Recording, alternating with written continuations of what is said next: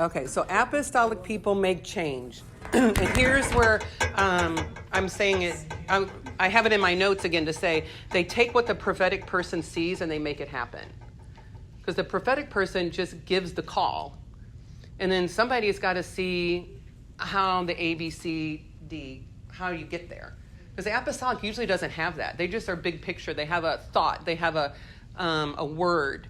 And then most of the time when apostolic people hear prophetic people talking and they sense that urgency that this is Yahweh, the first thing they do, okay, how do we do that?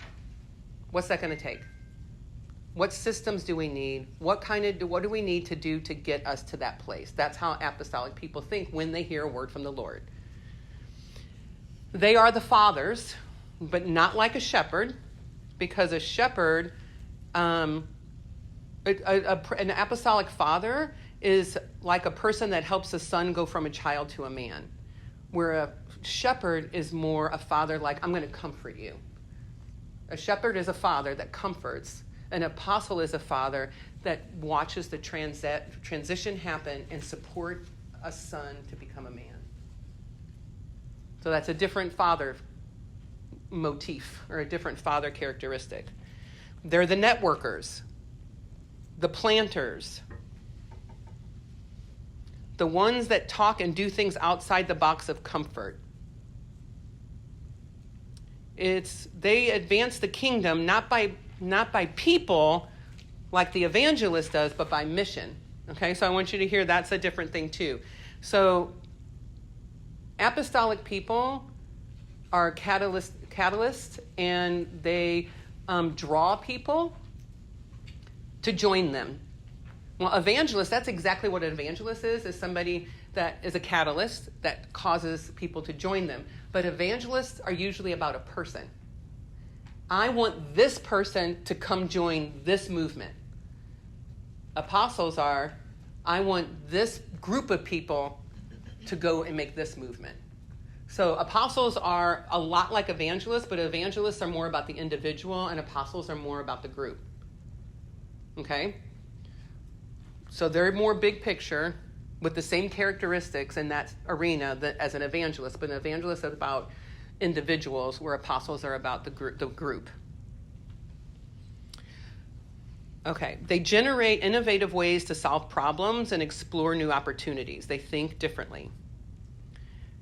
So here is another one that we're going to do with all of the fivefold that'll hopefully give some more understanding about apostolic gifting in the church.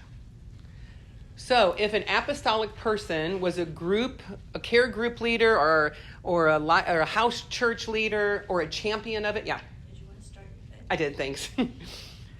Thank you, because I normally forget, I get going so much, but I did, thanks.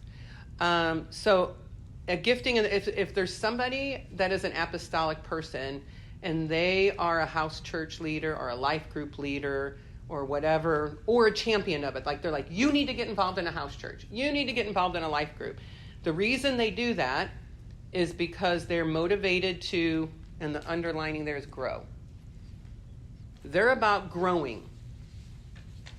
So just for thinking this through, what do you think, just throw it out there, what do you think a shepherd's reason that they want to be a house church leader or they believe that's so important, you've got to be in house church?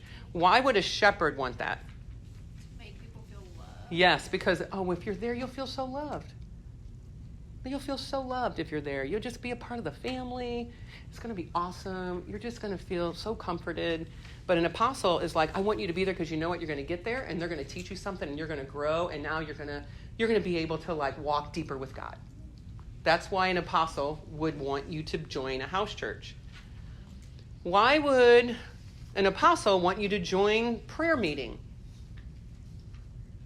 So an apostolic person wants to, and looks at prayer and wants to have prayer meetings to facilitate what God is saying.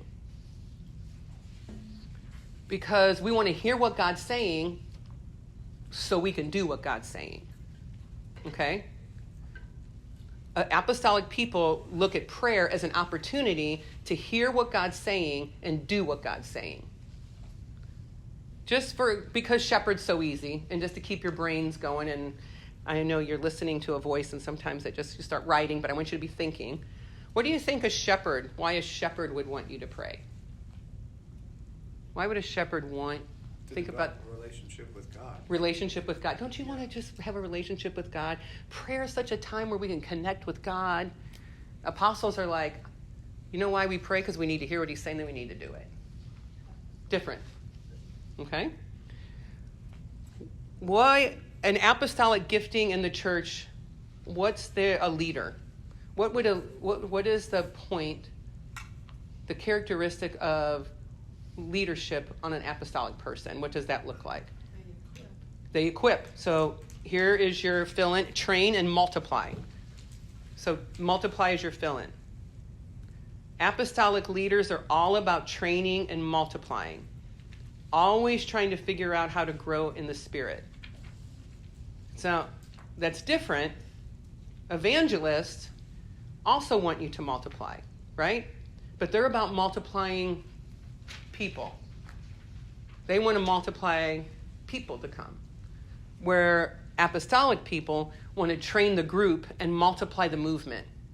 They want to multiply. So just like for me, in our little congregation and who I am, I'm thinking not about us getting individuals, and Baba, we've talked about this in our leadership meetings, but it's how do we get this movement outside of these walls? How do we gain connection so that other people can see what it is that we're doing and be a part of it as a group? Not as I just think my friend will really enjoy this.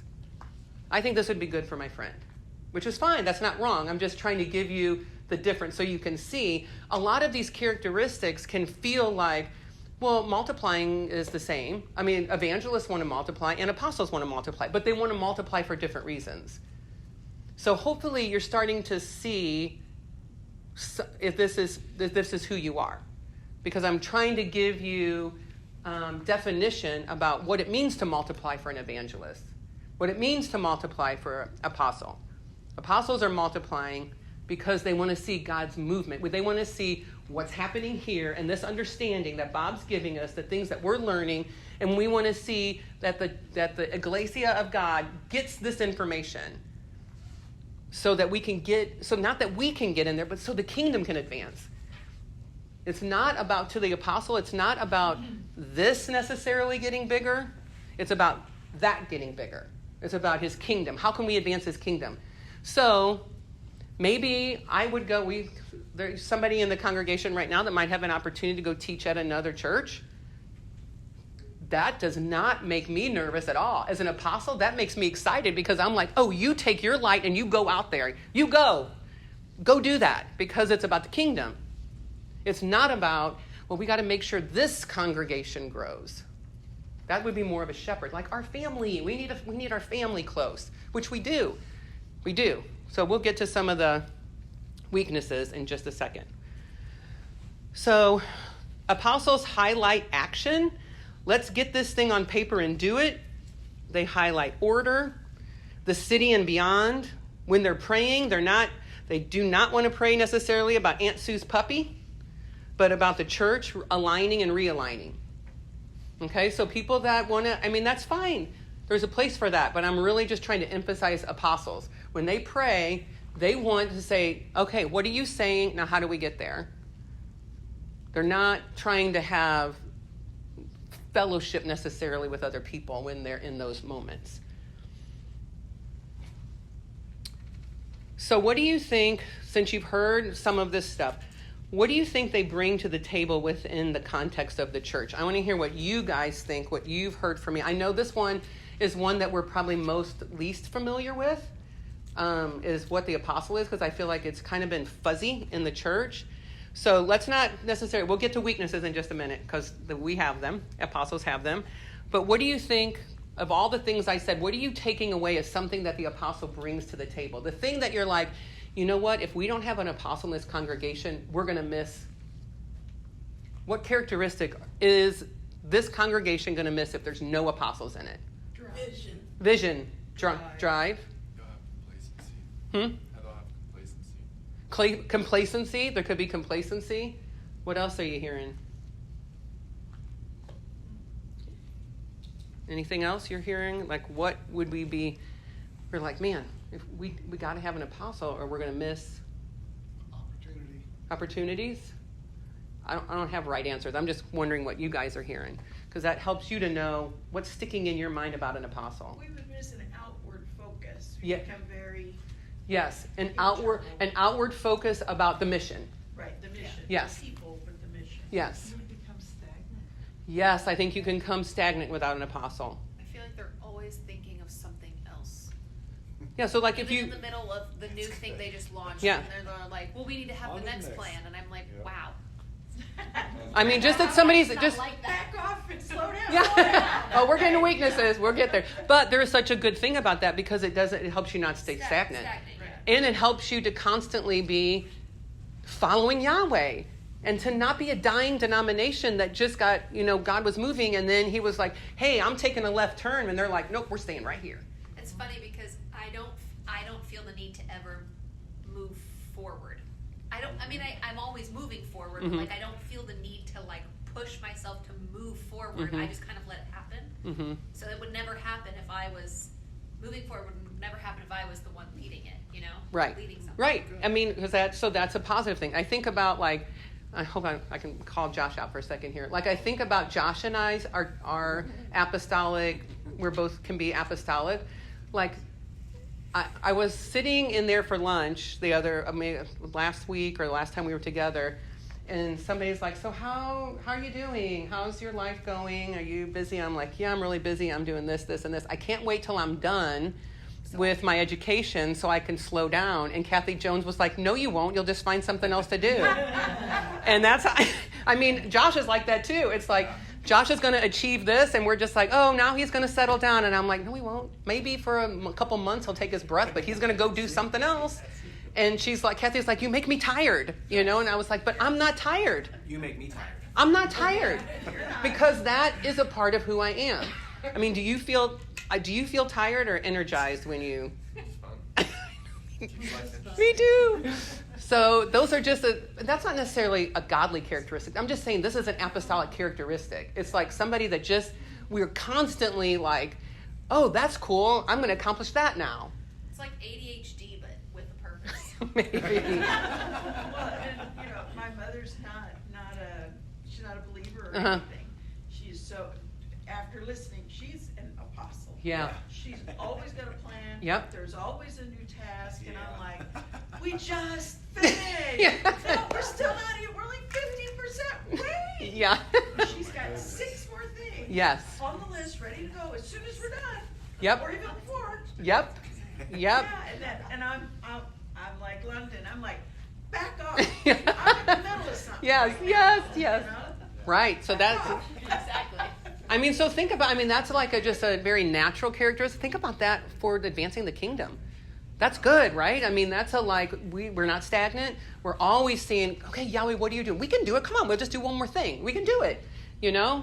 Do you think that the current system, the way the church is now, not this church, but the church of this age, really knocks this wind out of the sails of apostolic? Oh, Absolutely. yeah. Yep, absolutely. Well, and like we said before, most churches are led by shepherds and teachers. So shepherds and teachers get really frustrated with apostolic people.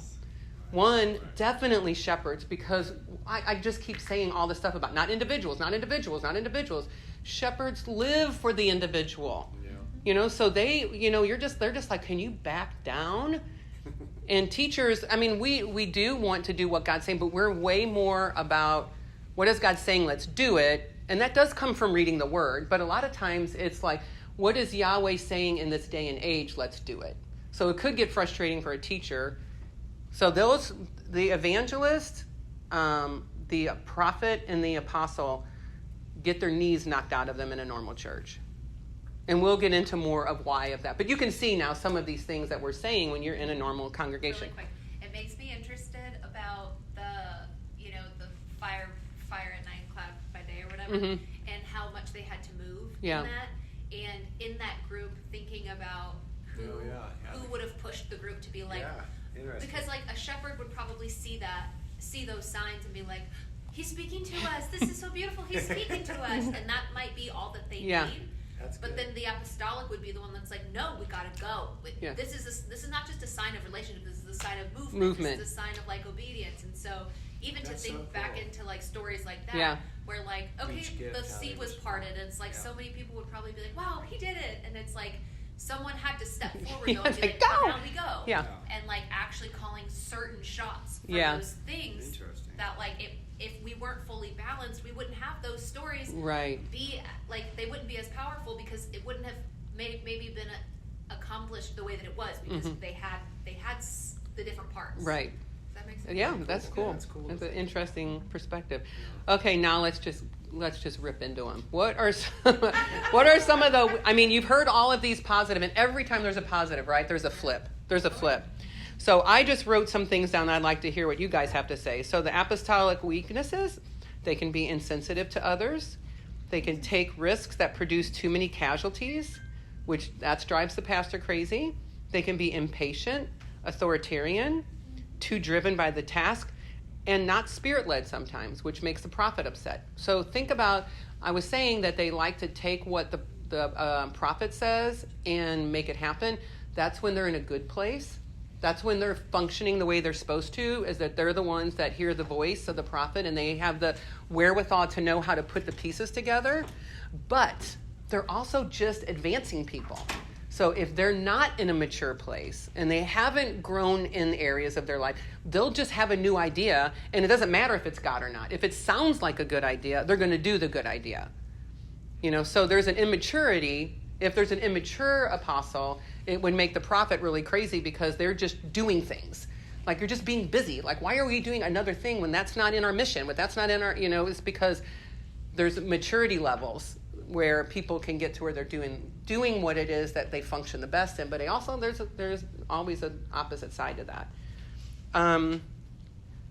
Okay, what are you guys hearing? What is the hard thing about an apostle? How do you work with an apostle who's got that agenda of 6 items and you're like, yes, well, we're working on this, and how do you help them be satisfied with their progress, but slow down enough that we finish what we started, and we don't Yeah. move them forward and do 16 Yeah. things at once. Yeah, would you say it louder, Josh? It's just the maturity of balance within their relationships. Like Right. Yeah, and that's apostle wants the teacher to do a 2-week series, not a 10-week series. Mm-hmm. And just learning that like some things take 10 weeks to learn. Right. It's still moving. It's about the fivefold. Yeah. If the 5 gifts are operating correctly in their submission to one another, then it'll be balanced, because the apostle and prophet always want it done right now, move, and God's always like, I'm going to take a century to get this done. Yeah. I think you call on the shepherd to talk to him. Yeah. Yeah. Go Full talk size. sweetly. Carl, what were you going to say? Does the apostle and the prophet bump heads a lot? They can. They're really supposed to work very closely together, but they can, like I'm saying, is if the prophet if the prophet's a little bit more immature and they're more about, hey, I am the giver and the doer of the word, Right. that will get in the way a little bit, because really the prophet is just supposed to be the mouthpiece and the apostle is supposed to be the one that takes it. I'm not saying they can't do anything, but I'm saying in general there's a dance between these two. So they can get frustrating because the prophet is just going to not see all of the pieces that need to get together to make that picture happen, and they're just going to try to do it, which will frustrate the apostle, because they're like, I can see this clearly. You're missing steps 5, 7, and 9, but you're jumping over things, So, but they could be beautiful together, And you're talking about, I know you're kind of mentioning your mom about this. It's really hard because here's what we do, and I want to take time to even mention this right now. Here is what we do. Everybody, I want you to hear this loud and clear. Whatever your gifting is, you think that's the way you do things. That's right. You think it's the right way because it's your gifting. So it's really hard until you're willing to see Yeah. that you're just one way to think of something. And in addition to that, which is very important, is because we are who we are in our gifting, that's the only way we see God working.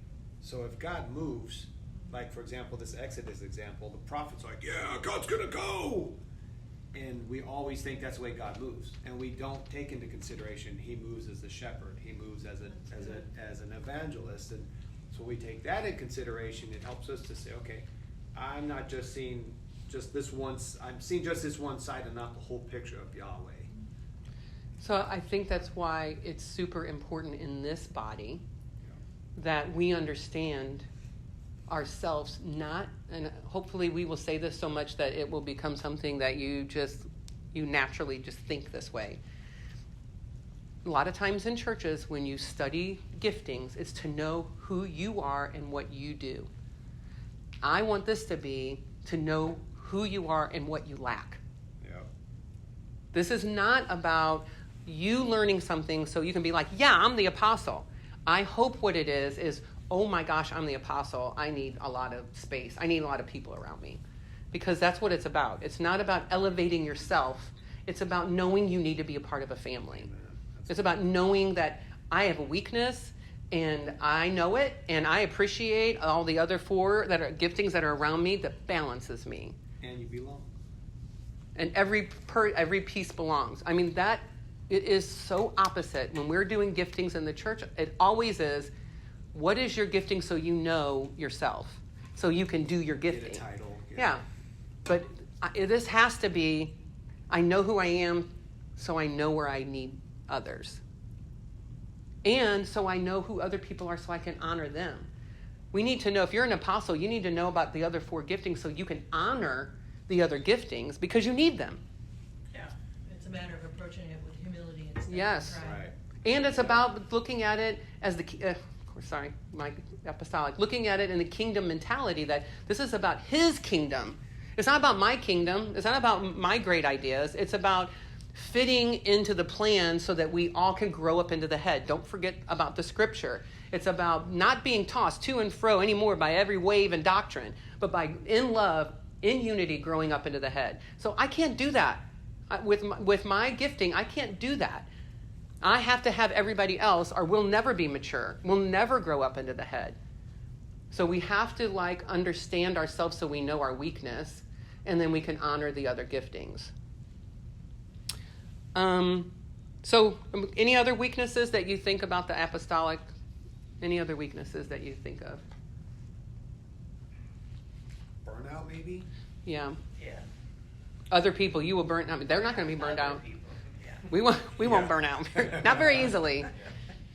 So what kind of church, and this is a question we're going to ask every time also, what kind of church would you see with a one-fold ministry of the apostolic gift? If it was a typical congregation where there's one leader and one person that's doing all the teaching, all of the vision casting, and they're just, like your typical, sometimes we don't even call churches by their names anymore, right? We call them by Pastor so-and-so's church. Right. It's about the man, right? So if there was somebody that was apostolic, what would their church look like? Jim Jones. I'm Dead? not kidding. No, I'm not kidding. Yeah, able to draw people together for a cause, Right. and then But he's the only one. It doesn't allow anybody Yeah, else in. And for then sure. What happens? A lot of frustration. a lot of frustration. What else do you see if there's just an apostolic movement, good and bad? What would you see? They come into a place and then they leave. They could, yeah, come into a place, do something, or if you're not doing it, I'm going to go over here, My mother's sister, very similar personalities in some ways. I think Mhm. Donna, my aunt, must be an apostolic personality, and her husband must have been the prophet, preacher Mhm. kind of personality. And they went off and they have a ministry, Pro Rodeo Ministries. Uh-huh. They follow the rodeo circuit. Yeah. And they've been doing it for 30, 40 years. Mhm. And, and I worked with them for a while. Yeah. And it's everything that you're saying. It's go, go, go, drive, Mhm. move, move, move. There's not, there's no time to sit and just teach Yeah. or Yeah. to, Right. and so, what denomination? I don't know. I don't know what they are, Yeah. but they're pro-rodeo ministries, and that's what they Yeah. do, and they follow a circuit, they're never still. Yeah. They're moving on, the rodeo's moving on, we're going to the next rodeo, and, Yeah. but they apparently have a following. Well, I'm glad you said, because it makes me also think it's like a lot of apostolic people have parachurch ministries, because parachurch ministries have a very specific goal, and they can just do that. They don't have to think about the people. They don't have to think about the children's ministry. They don't have to think about greeting. They don't have to think about any of that. They do one thing, and they do it well, and they do it hard. And church people like to be a part of those things, but you just jump in and then you jump out, right? It's not your family. It's not the place where you feel connected. It's a place where, hey, I want to be a part of, oh my gosh, I can't believe I just lost his name for a second. Used to do street ministry downtown, fed the poor. Larry Rice. Like, you could do, it would be, go to the soup kitchen. It was awesome. You could go help. You knew it was always there. But then you went back to your church, because it wasn't, I know he had a church, but I mean, like, it wasn't really about a church. It was about his goal, right, of feeding the poor. So a lot of apostolic people, even though that sounds like an evangelist, and I'm not saying he wasn't, I also probably think he was very apostolic, because he knew how to get an organization going, he knew how to rally people, and he knew how to do one thing and do it well that everybody in the city knows his name if you're in the church, even if you're not, because he would have homeless shelters. He did something, and he did it very specific. And a lot of apostles leave the church so they can go do their gifting instead of it being a part of the church. Apostles can still do these like amazing things and have this like arm in the body, but it needs to stay in the body, and the body needs to appreciate it. I know they're gonna always want to talk about that, but hopefully they'll understand how fivefold works and go, oh, I am just an arm.